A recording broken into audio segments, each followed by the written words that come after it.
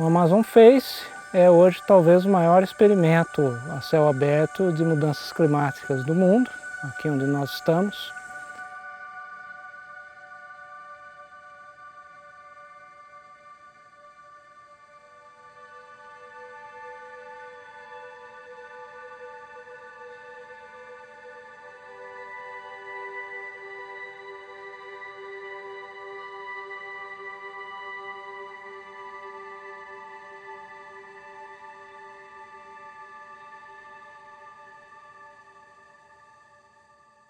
Ele busca entender reduzir incertezas, né, de uma das maiores fontes de incerteza para o futuro da Amazônia, que é o papel que o aumento de gás carbônico teria sobre a floresta. A informação que a gente vai gerar aqui é absolutamente relevante, né? Não só para o Brasil, mas para o mundo. Não é à toa que esse experimento é considerado por muitos e é visto dessa maneira por nós como muito provavelmente o projeto mais importante na agenda climática hoje em ciência, né?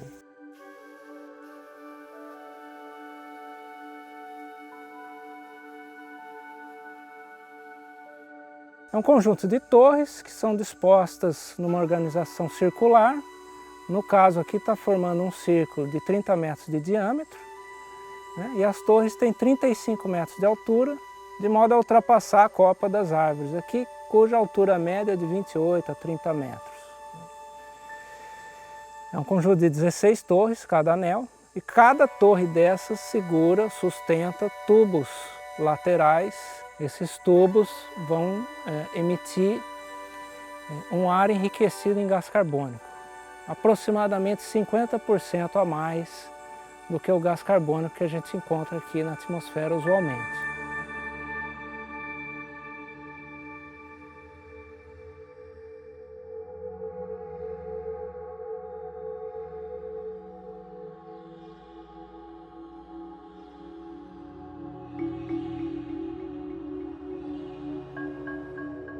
A história do projeto Amazon Face começa há cerca de 15 anos atrás, quando houve uma reunião no INPA e em uma reunião de pesquisadores se trabalhou com a possibilidade de termos um projeto Face para a floresta amazônica, né?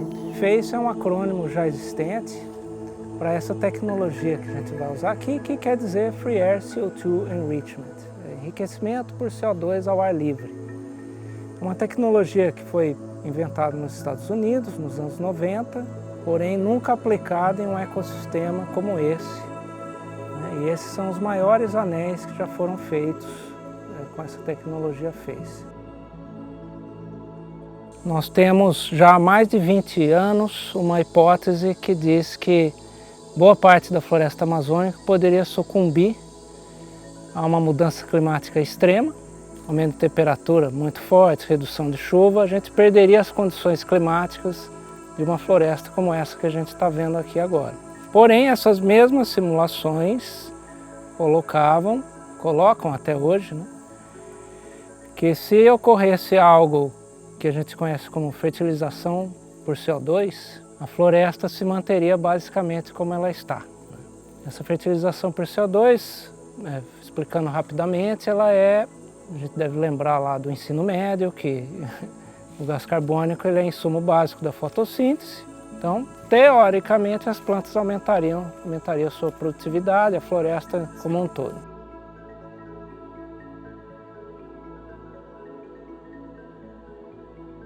Então, essas simulações, considerando o que a gente sabe do efeito de fertilização por CO2, colocavam que se esse efeito existisse, a gente teria a floresta permanecendo basicamente como ela está, porque ele anularia, contrabalancearia o efeito ruim do aumento de temperatura e redução de chuva.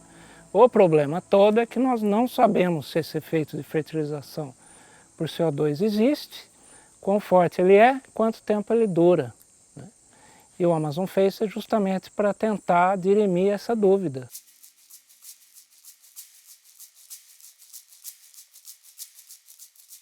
Para a infraestrutura foi investido 50% pelo MCTI, 50% pelo Reino Unido.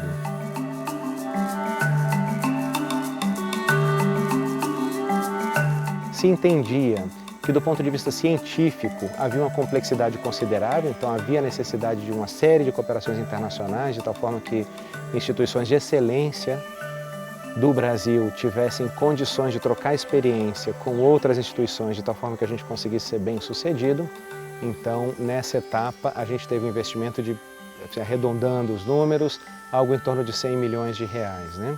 Então, a partir desse momento, se começou já com orçamentos menores, um trabalho não só de caracterização da área, mas de começar a pensar o impacto de uma atmosfera rica em carbono na floresta amazônica. Então a gente tinha um experimento menor, que chamavam Op-Top Chambers, né, que eram as câmaras de topo aberto, que era a mesma ideia, né, que é a mesma ideia de injetar CO2 para ver como que a floresta ia responder, mas nesse caso eram as florestas de subbosque, né, então a gente foi lá, colocamos 8 câmaras, 4 tinham CO2 e 4 não tinham.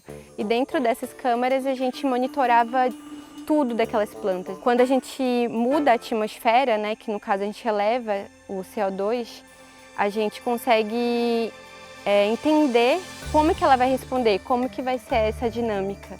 Se vai aumentar a fotossíntese, se vai diminuir a transpiração, o que vai acontecer, como que elas vão responder. Então, para isso, a gente vai entrar na gaiola, vai subir aproximadamente 37, 40 metros, né?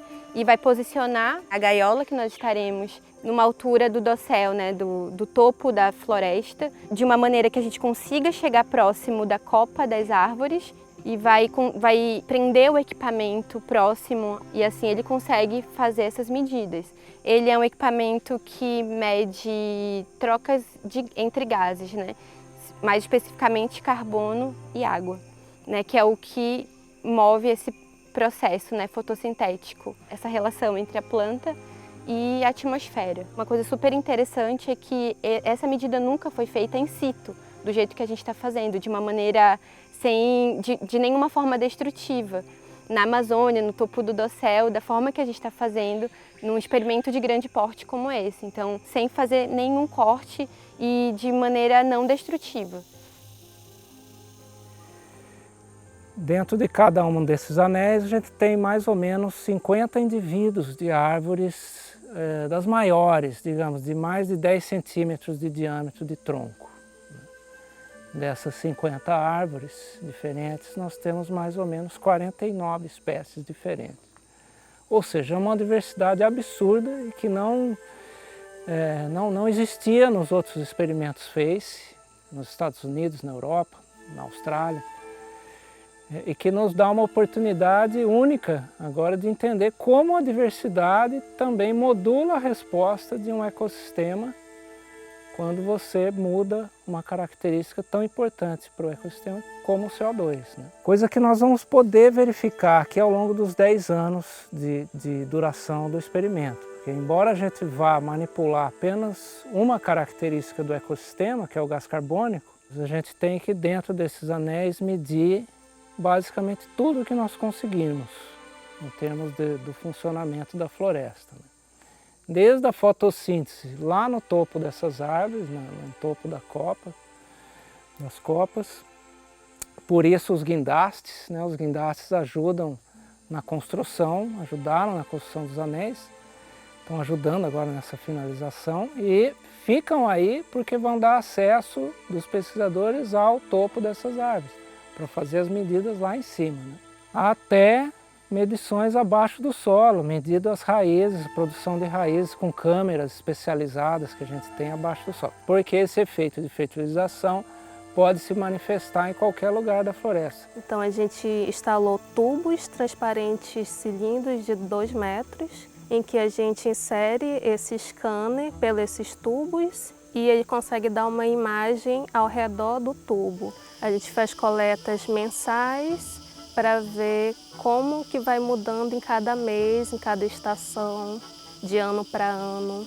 Agora, para o carbono nos troncos, por exemplo, essa dinâmica de raízes no solo, a gente precisa de alguns anos, pelo menos. Né? À medida que os resultados forem saindo daqui, a gente vai alimentando esses modelos para tornar essas projeções melhores. Né? A nossa expectativa é essa, que o experimento funcione por pelo menos 10 anos. Lá para frente a gente avalia se faz sentido do ponto de vista científico operar por mais 5 ou 10 anos, totalizando 15 ou 20 anos, né? Se o CO2 que foi injetado no anel, ele não se dispersar muito rápido, naturalmente a gente não vai precisar de um grande volume. Agora, se for uma dispersão muito rápida, a gente vai precisar de mais CO2 para manter o fluxo e a concentração do CO2 perto dos 600 ppm ali em cada um dos anéis que está injetando CO2. Então, 260 milhões de reais é uma previsão, a gente não sabe exatamente nesse momento quanto de CO2 vai ser necessário. E por que eu digo que é um mistério? Porque vai depender muito de como vai se dar a dispersão num sítio. Esse experimento nunca foi feito, da forma como está sendo realizado aqui. O mais provável é que essa floresta não seja a mesma daqui a algumas décadas, né? Vai ter essa reorganização de espécies, né? Da identidade da comunidade aqui de árvores. Como já vem acontecendo no sul da Amazônia, outros estudos mostram isso, espécies mais adaptadas a condições de seca, clima mais quente, estão aos poucos tomando o lugar de espécies que são mais adaptadas a um clima mais úmido e não tão quente assim, né?